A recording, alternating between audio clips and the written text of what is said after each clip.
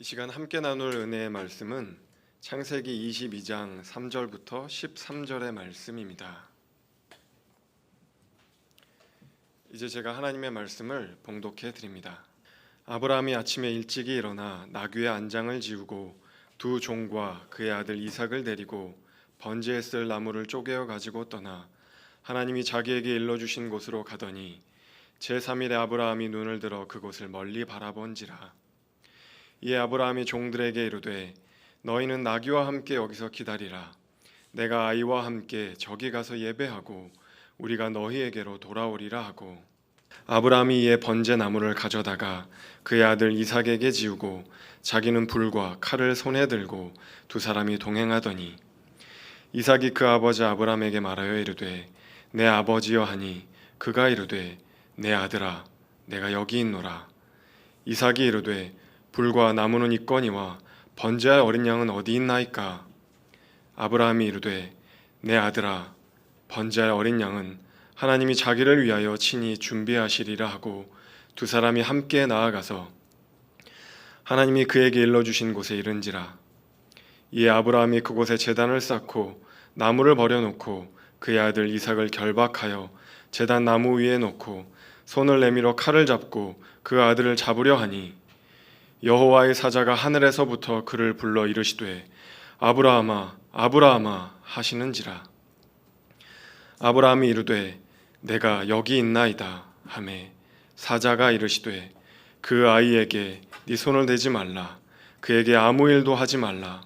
내가 네 아들 네 독자까지도 내게 아끼지 아니하였으되 내가 이제야 내가 하나님을 경외하는 줄을 아노라. 아브라함이 눈을 들어 살펴본즉 한 순양이 뒤에 있는데 뿔이 수풀에 걸려 있는지라. 아브라함이 가서 그 순양을 가져다가 아들을 대신하여 번제로 드렸더라. 아멘. 오늘은 회복과 소생을 알아보는 세 번째 인물입니다. 트라우마에 대한 이야기를 좀 하려고 하는데, 트라우마 때문에 고통받는 분들이 이 설교 한편으로 다 회복이 될 수 있는 것은 아닙니다. 제가 그럴 능력도 없고요. 다만 성경에 나오는 이삭이라고 하는 한 인물을 통해서 그의 삶이 어떻게 그 소생이 되어갔는가 하는 것을 우리가 좀 모색해 보려고 합니다. 그래서 우리가 1년 내내 회복과 소생에 대한 인물을 알아보려고 하는데, 그 모든 것들이 다 종합적으로 입체적으로 다 이렇게 모여서 우리의 삶에 이렇게 회복이 되는 그러한 일들이 있으면 좋겠다 여겨집니다. 이미 트라우마는 우리가 잘 알고 계시지만은 한 번 더 사전적 정리를 해드리면, 트라우마라고 하는 것은 생명을 위협할 정도의 극심한 스트레스를 경험하고 나서 그 뒤에 발생하는 그 심리적 반응을 얘기합니다. 충격적이거나 무섭거나 두려운 사건을 당하게 되면, 직접 당하든지 또 혹은 그것을 목격하게 되면 그 후 일상적인 생활이 어려울 정도로 심한 정신적, 육체적 고통을 받게 되고, 그로 인해서 일상적 대응이 어렵게 되는 현상을 모두 트라우마다, 외상 후 스트레스 장애다, 그렇게 얘기를 합니다. 의학적으로 또 심리학적으로 이 트라우마에 대한 연구는 많은 진보를 이루었습니다. 그런 그 진보들 가운데 몇 가지가 있는데, 진보를 이루었다고 하지만 들어보면은 에이 뭐 그걸 이렇게 연구해 가지고 얻은 거냐라고 생각을 하실 수 있는데, 그래도 많은 데이터를 가지고 연구한 거기 때문에 의미는 있다고 봅니다. 몇 가지가 있는데, 모든 사람들에게 트라우마가 있다고 하는 겁니다. 그게 연구 결과입니다. 많은 진보를 이룬 건데 정말 맞는 것 같습니다. 경험된 사건의 충격의 정도와 개인의 내성에 따라서 조금 다르게 나타나는 것뿐이지, 모든 사람들은 대부분 의식적으로 혹은 무의식적으로 트라우마가 있다고 합니다. 저도 트라우마가 없는 줄 알았어요. 그런데 있더라고요. 제게도 이렇게 그 제어하지 못하는 어떤 그 꼭지를 건드리게 되면은 제어하지 못할 정도로 폭발하는 그런 부분들이 있는데, 그것들은 이렇게 돌아보면은, 트라우마에 대해서 좀 공부를 해보면은 나에게 있었던 그러한 충격적 사건이 어렸을 때 내게 내재돼 있구나라고 하는 것을 느끼게 되죠. 중요한 것은 성인이 되고 난 뒤에도 이러한 큰 상처들이 저의 생활을 힘들게 하는 그런 그 경험들을 많이 갖게 됩니다. 또 우리 사회에 그 집단 트라우마라고 하는 것이 있죠. 예를 들면은 세월호 사건 이후에 온 국민들이 타이타닉이나 이런 그 바다에 대한 재앙 영화를 잘 접하지 못한다고 하는 것, 이런 부류. 또 세월호 사건 이후에 그 안산시의 주민들이 생활이 변했다고 합니다. 어떻게 변한가 하면은 가사 노동 시간을 많이 줄이고, 그리고 가족과 함께 보내는 여가 시간이 많이 많아졌다고 합니다. 그러니까 이런 것이 다 집단 트라우마로 인한 그 생활의 변화까지 오는 것을 이제 보여주게 되는데, 이것이 모든 사람들에게 다 내재되어 있다라고 하는 것이죠. 또 연구 결과가 뭐가 있는가 하면 트라우마가 지속되는 이유가 있는데, 그 이유들 중에 가장 중요한 것이 나에게 트라우마가 있다고 하는 생각을 지속적으로 하는 것이랍니다. 이것도 뭐 그냥 상식적인 것 아닌가 하는 생각이 들지만 중요한 연구 결과라 그래요. 나에게 트라우마가 있다라고 하는 그 생각은 굉장히 우리 정신 건강에 좋지 않다고 하는 겁니다. 좀 시간이 지나겠지만 빨리 극복할 수 있는 것이 좀 필요하겠죠. 그런데 이 연구의 많은 진보 가운데 눈여겨볼 것이 있습니다. 그것은 트라우마를 극복하는 방법입니다. 예전에는 그냥 방치해뒀다고 하면은 이제 트라우마를 극복하는 방법이 있는데, 크게 두 가지가 있다고 합니다. 여러분 혹시 우리가 다 이제 트라우마가 있는 존재라고 우리가 인정을 전제를 했을 때 트라우마를 극복하는 방법이 두 가지입니다. 첫 번째는 긍정적으로 볼 수 있을 때, 내가 당했던 사건이나 목격했던 사건들을 통해서 우리는 다 부정적인 영향을 받게 되는데, 그것의 긍정적인 부분들을 조금씩 발견하게 된다고 하면은 이게 가능성이 있다라고 하는 겁니다. 이것은 조금 시간이 필요하겠죠. 시간이 지나고 난 뒤에 되돌아봤을 때 거기에서 긍정적인 부분들을 발견하게 된다면 극복할 수 있는 일들이 조금씩 생겨난다고 하는 것이고, 또 하나는 이게 연결되는 건데, 그 용서를 통해서 긍정적인 부분들을 발견하고 난 뒤에 용서할 수 있겠죠. 그 트라우마를 겪게 된 대상이나 상황 자체를 내 마음속에서 용서할 때 비로소 극복이라고 하는 그 일을 우리는 시작할 수 있겠다라고 하는 겁니다. 자, 이삭의 상황을 한번 보도록 하겠습니다. 이삭은 아버지 아브라함이 일방적으로 아들 이삭을 데려다가 자신이 믿는 신에게, 하나님이죠, 하나님에게 제물로 바치려 했던 사건이 일어나게 됩니다. 아들의 입장에서는 아버지가 믿는 신입니다. 그래서 이삭을 제물로 바치려고 했을 때 이삭의 순종이냐 아브라함의 순종이냐라고 하는 것들을 이제 신학적으로 많이 얘기해요. 아브라함이 일방적으로 자신이 믿는 하나님이라고 하는 그 신에게 아들을 제물로 바치는 사건입니다. 아들에게 말해주거나 아들과 상의한 적이 없죠. 그냥 아들을 데리고 3일간 먼 길을 데리고 갑니다. 그리고 이 아들을 자신이 믿는 신 하나님에게 제물로 드리는 방법이 나오는데, 이것은 칼로 찔러서 죽이고, 이건 뭐 말로 표현하기조차도 참 벅찬 내용인데, 두 번째는 그거로 끝나는 게 아니라 그걸 불 위에 태우는 겁니다. 여기 보면은 6절에 번제나무를 가져다가 아들 이삭에게 지웠다. 여러분 이게 가능할까요? 아버지에게도 큰 아픔이 아닌가 하는 생각이 듭니다. 태울 나무를 아들에게 지워서 같이 이제 길을 떠났다고 하는 겁니다. 그러니까 그냥 단순히 목숨을 끊는 상황이 아니고 그것을 다 자기 손으로 태워야 되는 그러한 제사의 방법으로 지금 아들을 데리고 가는 것이죠. 아브라함의 신앙에 대한 칭찬은 조금 별개로 두고 우리는 이삭의 시각으로 이 상황을 한번 들여다볼 필요가 있다고 여겨집니다. 이삭의 이 재물 사건은 적어도 이삭이 청소년기 이후의 사건으로 봅니다. 그러니까 성경은 이삭이 몇 살 때다 정확히 나와 있지 않아요. 그래서 추정을 해보는데 대체적으로 청소년기에서 청년기 사이의 사건으로 신학자들은 보고 있습니다. 이삭에게는 일생일대 엄청난 사건이었고 굉장히 큰 충격을 받았을 것입니다. 왜냐하면은 오늘 성경 9절에 보면은 이삭을 결박하여 제단 나무 위에 놓았다. 그 사건 자체가 이제 그 큰 충격이겠죠. 그리고 10절에 보니까 칼로 이삭을 잡으려고 했다. 이 아버지가 노망이 들었나 칼을 들고 나를 죽이려 하네 라고 하는 이러한 그 상황 속에서 이삭이 받았던 그 충격은 얼마나 컸을까 하는 생각을 해봅니다. 조금 더 우리가 시각을 넓게 해서 이삭이 성인이 되고 난 후에 이삭의 삶의 모습들을 한번 되돌아볼 필요가 있습니다.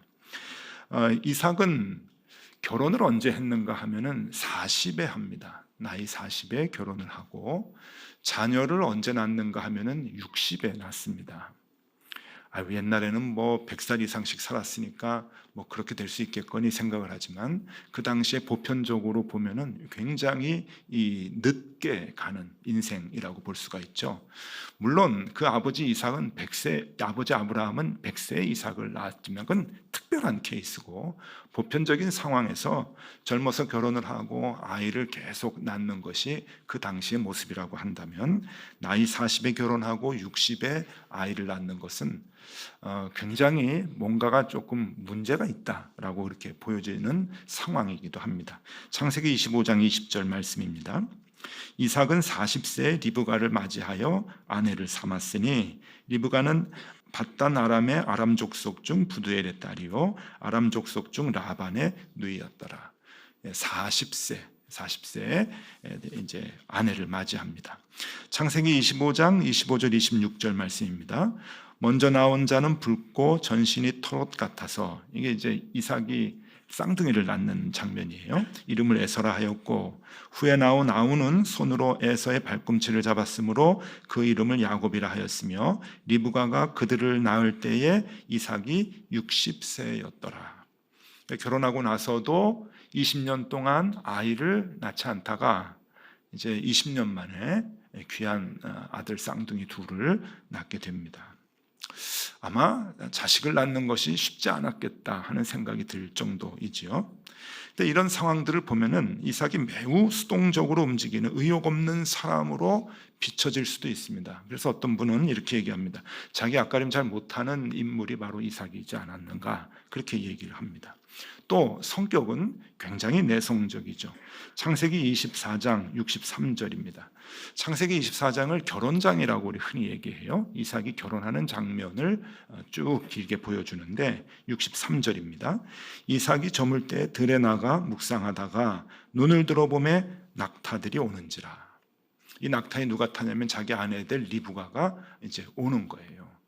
그런데 이 나이 40에 결혼에 대해서 가장 적극적이어야 될 장본인이 자기는 결혼에 대한 아무런 그 노력을 하지 않고 아버지가 이 결혼을 위해서 이제 무언가 이제 일을 합니다.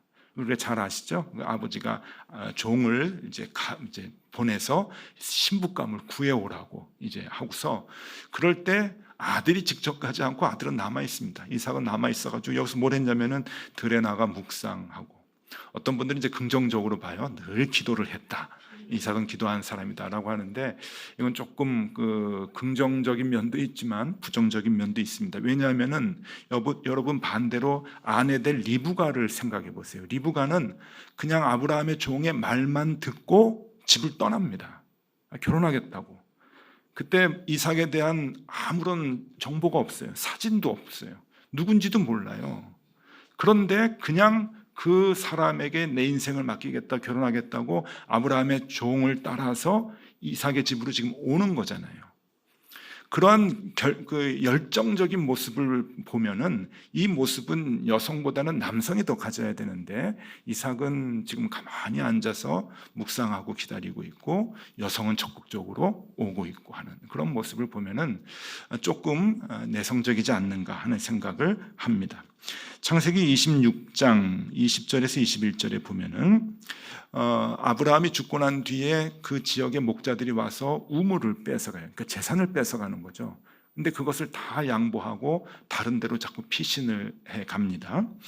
그랄 목자들이 이삭의 목자와 다투어 이르되 이 물은 우리의 것이라 하매 이삭이 그 다툼으로 말미암아 그 우물 이름을 에색이라 하였으며 또 다른 우물을 팠더니 그들이 또 다툼으로 그 이름을 신나라 하였으며 이게 세 차례 옮겨갑니다. 그래서 나중에 르호봇이라고 하는 이제 우물을 얻게 되죠. 싸움을 피했다라기보다는 싸움을 못하는 연약한 남자가 아닌가 하는 생각이 들 정도예요. 그래서 이삭은 단순히 착하다, 순종적이다라고 우리가 이삭의 인물에 대해서 평가를 해왔지만 조금 부정적인 시각으로 보면 뭔가 주도적으로 자신의 일을 해결하지 못하는 내성적인 성격, 또 누군가에게 의존심이 강한 인물, 그리고 자신의 것을 강하게 주장하지 못하는 나약한 인물로 볼 수가 있는 것이죠. 이것이 아버지 아브라함이 너무 강해서 얻어지게 된 내성적 성품일 수도 있고, 또 어릴 때 그 인간 재물이라고 하는 그 트라우마로 인해서 대인 기피증이 심하게 나타난 결과일 수도 있습니다. 성경은 확실히 이 아브라함이 이삭을 제물로 삼으려고 하는 그 사건 때문에 이 이삭의 성격이 그렇게 변했다라고 말해주고 있지는 않지만 충분히 개연성이 있는 상황이라고 여겨집니다. 이삭의 존재가 굉장히 미미해요. 그리고 굉장히 조용하죠. 내성적이고 그런 것들이 영향은 있지 않았을까 하는 생각을 해봅니다.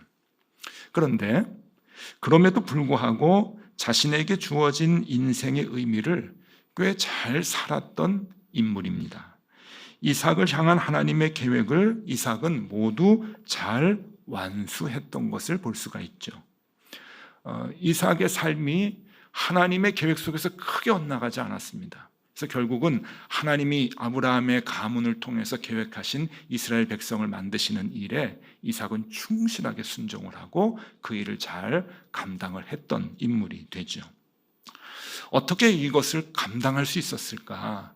어떻게 그 트라우마를 극복할 수 있었을까? 그 관점이 오늘 이 설교의 관점입니다. 여기에서 우리는 아까 말씀드린 대로 트라우마를 극복하는 두 가지를 생각해 볼 필요가 있습니다. 아까 두 가지 기억을 하시죠? 하나는 긍정적인 것으로 보는 것과 또 하나는 용서하는 것. 그런 것들이 트라우마를 극복할 수 있는 좋은 방법이다라고 트라우마를 연구하는 분들의 이제 연구 결과라고 말씀을 드렸죠. 자, 이삭의 입장에서 한번 생각해 보십시오. 그 아버지가 자기를 죽이려고 했던, 그래서 번제로 드리려고 했던 그 상황을 긍정적으로 볼 수 있을까? 또 하나, 그래서 아버지를 용서할 수 있을까 하는 겁니다. 긍정적으로만 볼 수 있다고 한다면, 그리고 용서할 수만 있다고 한다면 이 상황이 이삭에게 트라우마로 남아있지는 않겠다라고 하는 생각인데 정말 그럴 수 있을까 하는 겁니다. 그 부분을 한번 다뤄보도록 하겠습니다. 역사 얘기를 조금 해보면요, 고대 중근동, 그러니까 이스라엘을 비롯해서 아프리카의 북부 지역과 그리고 그 아라비아 지역, 그리고 저 터키까지 이제 그 지역을 다 중근동이라고 얘기하는데, 그 고대 중근동에 보면은요, 그 종교 그리고 제사하는 방법, 그 역사들을 좀 살펴보면은 아브라함 때가 지금부터 약 4,000년 전입니다. 그냥 그렇게 생각하시면 좋아요. 그러니까 지금부터 2,000년 전에 예수님이 오셨고, 그 2000년에서 또 1000년 전인 지금부터 3000년 전에 다윗이 활동했고, 거기서부터 또 1000년 전에 아브라함이 활동했다고 그렇게 크게 생각하시면은 크게 뭐 차이가 없습니다. 그러니까 이 아브라함은 지금부터 4000년 전 인물입니다.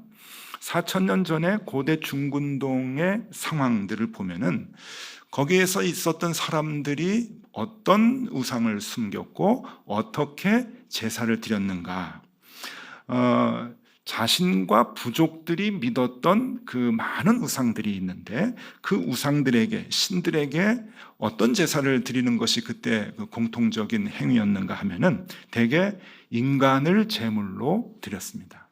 제사를 할 때 사람을 제물로 드리고 대부분 어린아이를 제물로 드렸다는 거예요. 뭐 영화에서나 좀 볼 수 있는 일인데 어떻게 그런 일들이 있을 수 있는가? 근데 그때 모든 역사적 자료들을 보면 그게 보편적이었죠. 여러 신들이 있는데 대부분 그 지역에서는 대부분 보통 보편적이었고, 그게 중근동뿐만이 아니고 동양도 마찬가지죠. 동양은 더하면 더했지 덜하진 않았습니다. 동양에서는 순장제도라고 하는 게 있잖아요. 왕이 죽으면 같이 묻어버리는 거예요, 산채로. 그런 것들을 보면은 예전에 사람을 신에게 바치는, 살아있는 채로 죽여서 바치는 것은 그렇게 큰 문제가 되지 않았고 그냥 보편적인 제사 행위였다라고 하는 것이죠. 잠 깨는 소리 한번 좀 하면은 우리도 일주일에 한 번씩 예배 드릴 때 한 분씩 여러분 생각해 보십시오. 근데 예전에는 그렇게 했다는 거예요. 제사를 드릴 때마다 그렇게 했다는 거예요. 그리고 그것이 다 사람들이 인정을 했다고 하는 것이죠. 고대 중근동에서 조금 그 지역을 좀 좁혀서 가나안 땅으로 한번 좁혀 보면은 그 당시 가나안, 그러니까 지금부터 4,000년 전에 가나안 땅에 많은 사람들이 섬겼던 신은 몰렉이라고 하는 신이 있습니다. 몰렉. 우리는 잘 모르는데 그 몰렉이라고 하는 신이 그 지역에서 이제 가장 이제 그 큰 신이었어요. 이 몰렉에게 아이를 산채로 제물로 바치는 제사가 이제 있었는데 그림을 하나 좀 보여드리겠습니다. 저게 이제 몰렉 신을 우상으로 이제 만들어 놓고 이제 대표자가 아기를 이제 바치는 거예요. 그리고 바치고 난 뒤에 옆에 이제 불이 막 있는데 그 불에다가 이제 번제로 태우는 것이 그 당시 가나안의 이 종교 행위, 제사 행위의 보편적 모습이었다고 하는 겁니다. 이 몰렉이라고 하는 신은 나중에 이제 가나안에서 이제 물러나게 되죠. 이제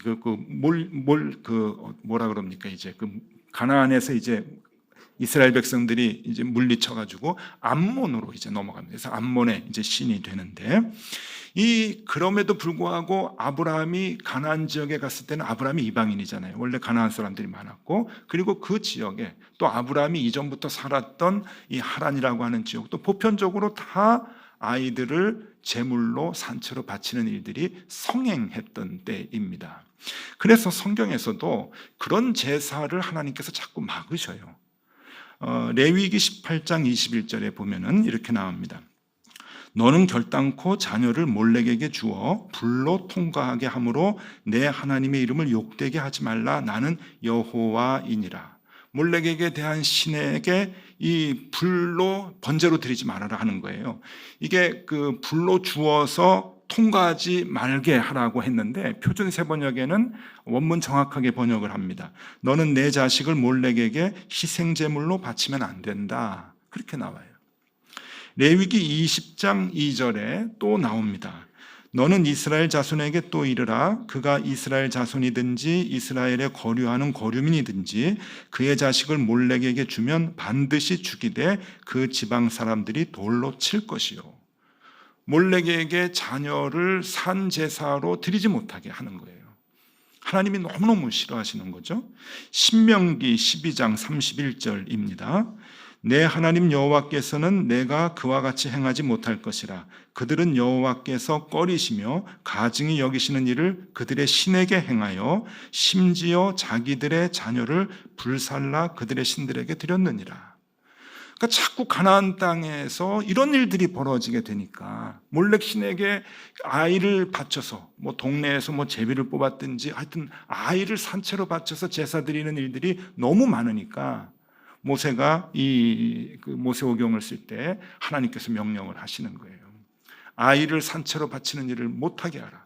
그러한 일이 있으면 그 부모를 죽여라. 여러분, 이게 옛날에 아브라함이 있었던, 그리고 가나안에서 이스라엘 백성들이 정착했던 시대의 일들입니다. 근데 이 일이 없어지질 않는 거예요. 계속 오랜 시간이 지속이 되어서 열왕기 하에도 이런 말씀들이 기록이 되고요, 예레미야서에서까지 기록이 됩니다. 예레미야는 언제 활동했냐면은 BC 6세기예요. 그러니까 유다 왕국이 멸망할 때이니까 아브라함 때부터 시작하면은 계속 1500년 이상 이 자녀를 몰렉 신에게 바치는 일들이 가나안 땅에서 지속이 됐다는 얘기죠. 예레미야서 32장 35절 말씀입니다. 흰놈의 아들의 골짜기에 바알의 산당을 건축하였으며 자기들의 아들들과 딸들을 몰렉 앞으로 지나가게 하였느니라. 여기서 몰렉 앞으로 지나가게 했다. 이게 공동 번역에 보면 어떻게 나오냐면 이 부분이 아들, 딸, 자식들을 몰렉 신에게 제물로 살라 바쳤다. 표준 세번역은 더 정확하게 번역을 합니다. 아들, 딸을 불태워 몰렉에게 제물로 바쳤다. 그렇게 나와요. 예레미야 때까지 이러니까 이 가나안 땅에서 이스라엘 백성들이 뭔가 일이 잘 안 풀리고 답답했던가 보죠. 그러면은 자꾸만 자녀들을 잡아다가 몰렉 신에게 우상을 섬기고 제사를 지냈던 그러한 일. 아브라함 때는 그것이 굉장히 보편적으로 성행되었던 상황. 이 상황에 여러분 다시 아브라함과 이삭의 때로 이 얘기로 이제 돌아오면은 누구나 다 자신이 믿는 신에게 산 제사를 인간을 제물로 드렸던 그것, 그리고 그것을 모두가 다 이해하고 있었던 것, 이삭도 그것을 알고 있었던 시대였습니다. 성경에 보면 이삭이 저항하지 않아요. 이삭이 적어도 청소년기 그리고 청년의 때라고 본다면 그게 정확한데, 적어도 늙은 아버지의 완력보다는 이삭의 완력이 더 셉니다. 그럼 분명히 물리칠 수 있었는데 그것을 물리치지 않았다라고 보면은 이삭도 이 인간 제물에 대한 이해가 있었던 것이죠. 그런 상황이라고 우리는 이제 볼 수가 있는데, 그런 문화에서 지금 이삭을 제물로 바치려고 하는 일이 벌어지게 되는 겁니다. 네, 여러분 생각의 전환을 한번 해보실 필요가 있어요. 하나님이 그것을 막으시는 거예요. 하나님이 자녀를 제물로 바치는 것을 막으시는 거예요. 레위기 신명기에 이스라엘 백성에게 명령을 하셨듯이 너희들은 자녀를 제물로 바치지 말아라 라고 하는 것이 하나님의 뜻이잖아요. 그러니까 그 일들이 성행되던 그때 하나님은 살아있는 사람을 신에게 제물로 바치는, 더 여호와 하나님께 제물로 바치는 그 일까지도 하나님은 막으시는 거죠. 그런 하나님, 이삭도 자기가 믿는 신에게 산채로 제물이 되어야 한다는 것을 알고 있었던 상황에서, 나는 이제 죽는구나라고 하는 그 상황에서 하나님이 그것을 막으셨다라고 하는 거죠. 막으셨다라고 한다면 생각이 많이 바뀌어질 수가 있습니다. 이삭은 하나님을 원망했을까요? 아니죠. 하나님께 더 없는 감사를 느끼게 되는 거죠. 이삭에게 드러나는 하나님의 모습은 구원자 하나님인 거예요. 그 자체가 구원하시는 하나님이에요. 그리고 그 하나님에게 순종했던 아버지, 죽이지 마 했을 때 스톱하고 그 일을 행하지 않았던 아브라함 아버지를 충분히 용서할 수 있었던 것이겠죠. 그래서 어떤 신학자들이 이렇게 얘기를 해요. 이삭의 제사를 통해서 하나님은 인간을 제물로 삼는 제사 방법을 막으셨고, 예수 그리스도의 십자가 사건을 통해서 동물로 제사를 드리는 제사의 방법을 막으셨다. 예수님 돌아가실 때까지도 사람들이 동물을 죽여서 제사를 지냈잖아요. 그러니까 하나님은 그만큼 생명을 사랑하시는 분이다 라고 하는 것을 얘기하는 신학자들도 있습니다. 여러분, 우리가 긍정적인 부분을 볼 수가 있다고 한다면 용서할 수가 있는 거겠죠. 하나님에 대한 분노는 오히려 감사가 되고 아버지에 대한 마음은 이해와 용서가 될 수 있는 상황이라고 하는 겁니다. 트라우마에 대한 시각의 변화는 이렇게 그것을 극복할 수 있는 상황을 이해시켜 주는 것이죠. 저도 많은 트라우마가 있는 중에 하나가 있는데, 가장 친했던 친구가 33 나이에 심장마비로 죽었습니다. 저에겐 굉장히 큰 충격이고, 그 친구를 제가 장례를 치러줬죠. 그 뒤로 잠이 잘 오질 않아요. 누우면 나도 언제든지 이게 마지막이 될 수 있겠구나 하는 생각이 드는 거예요. 왜냐하면 제 친구가 주일에 설교를 하고 예배를 드리고 밤에 잠을 자고 월요일 아침에 일어나질 못한 거거든요. 심장마비로. 그런 상황을 느끼면서 얼마든지 나에게도 그런 일이 있을 수 있겠구나. 그게 벌써 25년 전 일인데, 여러분, 그게 지금까지도 계속 지속이 됩니다. 제가 밤에 잘 때 이게 마지막이구나 라고 하는, 마지막이 될 수도 있겠구나 하는 생각을 하게 돼요.